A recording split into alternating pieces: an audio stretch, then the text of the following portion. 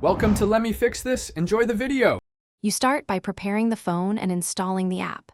First, confirm your Android version and free space so installation proceeds smoothly. Once done, open the Play Store and download a reputable auto clicker app. Scanning a couple of reviews helps avoid risky packages. Make sure to grant accessibility permission when prompted. This lets the app simulate touches.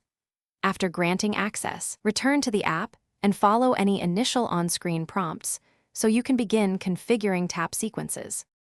Now configure the actual tap sequence. Open the auto clicker and add the first tap point using the overlay crosshair or by entering screen coordinates. Repetition builds the full sequence.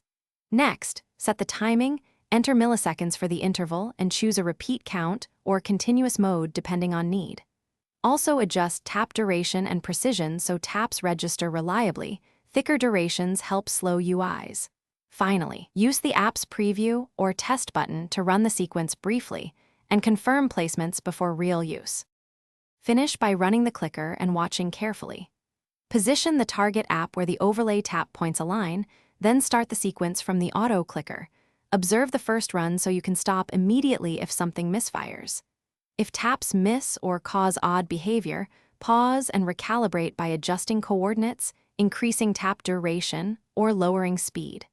Make sure accessibility permission remains enabled.